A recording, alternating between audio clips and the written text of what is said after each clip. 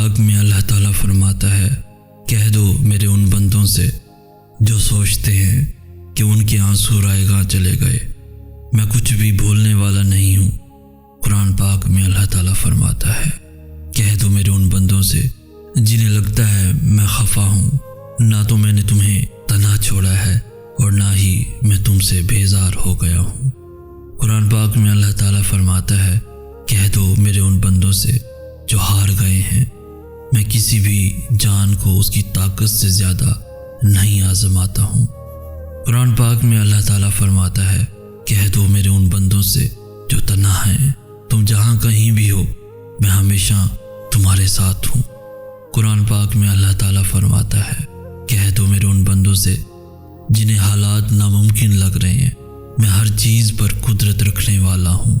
کہہ دو میرے ان بندوں سے جو نا امید ہوئے بیٹھے ہیں، ڈرو نہیں اور نہ ہی غم کرو، میں تمہیں بچانے آ رہا ہوں۔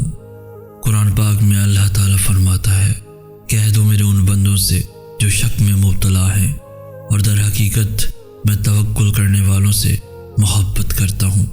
قرآن پاک میں اللہ تعالیٰ فرماتا ہے، کہہ دو میرے ان بندوں سے جنہیں میں دور لگتا ہوں، میں قریب ہی ہوں اور میں پکارنے والے کی دعا قبول کرتا ہوں۔ دنیا کی باتوں سے مایوس ہو گئے ہو، کیا تمہیں اللہ کے وعدوں پہ یقین نہیں؟ تمہاری دعائیں ہی دعائیں جو اب تک تمہیں زندہ رکھے ہوئے ہیں۔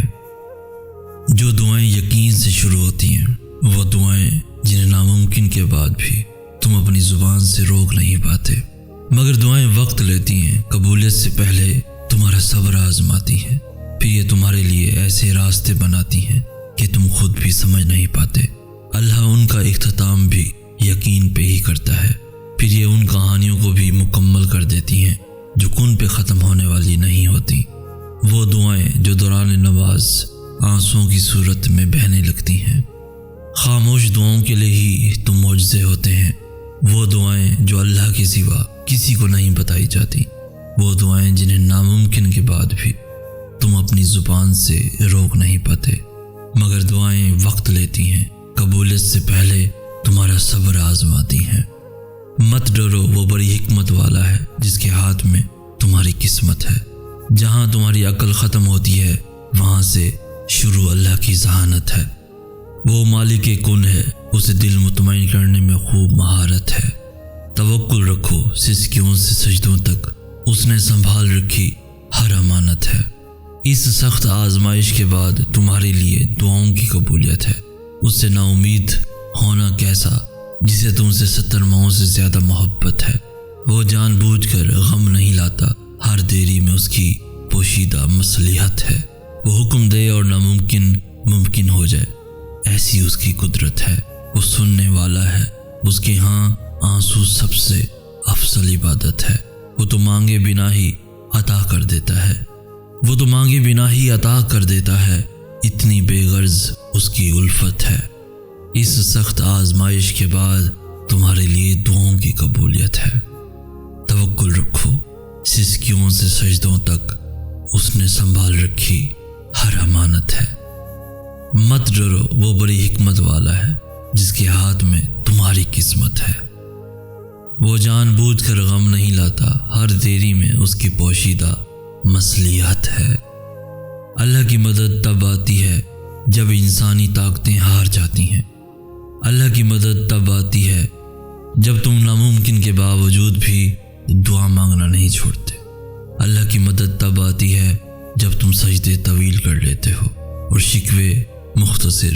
اللہ کی مدد تب آتی ہے جب تم لوگوں کے انکار کرنے کے بعد بھی اللہ پہ یقین کرتے ہو۔ اللہ کی مدد تب آتی ہے جب معاملات اس کے کن پہ آ رکتے ہیں، تب دنیا کی رائے معنی نہیں رکھتی۔ اللہ کی مدد تب آتی ہے جب کہیں سے بھی مدد کی امید نہیں رہتی، تب اللہ خفیہ ذریعے تمہارے لیے بناتا ہے۔ اللہ کی مدد تب آتی ہے جب تمہیں بے بسی جانو جانب سے گھیر لیتی ہے، تب اللہ تمہارے لیے ایسے راستے بناتا ہے جو کسی کے علم میں نہیں ہوتے۔ فوراً نہ ملنے پہ بے یقین کیوں ہو جاتے ہو؟ تم تو اس کا تصور بھی نہیں کر سکتے جو اکیلا تمہارا اللہ کر سکتا ہے۔ تمہاری ہمتوں کو بھلے زوال ہے لیکن اس کی قدرتوں کو بالکل نہیں۔ کوئی تو وجہ ہے جو تمہاری زبان پہ وہ ایک ہی دعا اب تک جاری ہے۔ اللہ تمہارا دل نہیں بدل رہا کیونکہ وہ تمہاری رضا میں راضی ہے۔ اس نے انتظار کی گھڑی بس تمہاری حفاظت کے لیے بڑھائی ہے۔ تمہاری من پسند چیز اللہ نے بہتر وقت کے لیے سنبھال رکھی ہے۔ دیری کا مطلب یہ تو نہیں کہ اللہ تمہاری چاہ سے انکاری ہے۔ مت ہو مایوس، تمہارے اللہ کو ہر شے تک رسائی ہے۔ اللہ تمہارا دل نہیں بدل رہا کیونکہ وہ تمہاری رضا میں راضی ہے۔ کہانی ختم نہیں کی اللہ نے ابھی تو تمہارا یہ سفر ابتدائی ہے۔ وہ وقت اس لیے لگا رہا ہے کیونکہ اسے تمہاری آواز سب سے پیاری ہے۔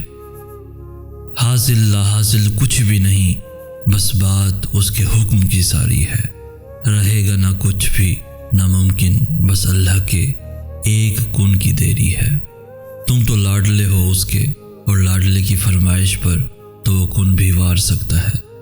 دو جہانوں میں ایسا کچھ بھی نہیں جو تہجد سے نہیں مل سکتا ہے۔ ڈرو نہیں، تہجد کے ان اندھیروں میں ہی تمہارے لیے معجزہ چھپا ہو سکتا ہے۔ جب سب اللہ کے حکم سے ہے تو تمہارا وقت تہجد اٹھ جانا بے وجہ کیسے ہو سکتا ہے؟ جو فرض نمازوں سے نہ مل سکا، تہجد سے اس کا ملنا بھی ممکن ہو سکتا ہے۔ جو دعاؤں سے نہ ہو سکا، تہجد سے اس کا ہونا بھی ہو سکتا ہے۔ توفیق تہجد ہی اشارہ ہے کہ مانگا ہوا اب بھی قبول ہو سکتا ہے۔ جو بند ہو گیا ہمیشہ کے لیے، تہجد سے وہ دروازہ بھی کھل سکتا ہے۔ تہجد میں بہایا گیا بس ایک آنسو اللہ کو تم سے راضی کر سکتا ہے۔ تہجد کا بس ایک سجدہ تمہارا سارا نصیب موڑ سکتا ہے۔ وہ اپنے پیار کی مرہم رکھے گا۔ اپنی دعاؤں کو لے کر کیوں اتنا پریشان ہو؟ کیا تمہیں یاد نہیں وہ وقت جب تمہیں بن مانگے عطا کر دیا گیا تھا، جب تمہارے سوچنے سے پہلے ہی کن فرما دیا گیا تھا؟ تو پھر اب جب تم مانگ رہے ہو، اللہ سے مدد کا گمان رکھے ہوئے ہو، تو یقین بھی رکھو کہ اللہ اس بار بھی تمہیں تمہاری مراد کے ساتھ ہی واپس لوٹائے گا۔ اس بار بھی تم اس کے معجزوں کو بہت قریب سے دیکھو گے۔ یاد رکھو، تہجد کی دعائیں قسمتوں کا رخ موڑ دیتی ہیں۔ کیا تم دیکھتے نہیں پرندوں کو کھلے آسمان میں اڑتے ہوئے؟ کیا تم دیکھتے نہیں انہیں اڑان کے لیے پروں کو کھولتے ہوئے؟ کیسے یکدم آسمان کی جانب اللہ کھینچ لیتا ہے انہیں، کیسے وہ اپنے بے حد قریب تر کر لیتا ہے انہیں۔ پھر وہ جھومتے ہیں رنگ برنگے بادلوں میں، پھر وہ رقص کرتے ہیں اس کے کن کی ٹھنڈی ہواؤں میں۔ تو جو انہیں اڑان کا سلیقہ سکھا سکتا ہے بن کچھ بتائے، وہ کیسے تمہیں زمین پہ پھر بے بسی سے گرا رہنے دے سکتا ہے؟ وہ پرواز دے گا تمہیں بھی ایسی کہ فلک چھو لو گے تم۔ وہ آزادی دے گا تمہیں بھی ایسی کہ تم اس جگ سے رہا ہو جاؤ گے۔ وہ بلند کر دے گا تمہیں ایسے کہ پھر کبھی نہ زوال پاؤ گے۔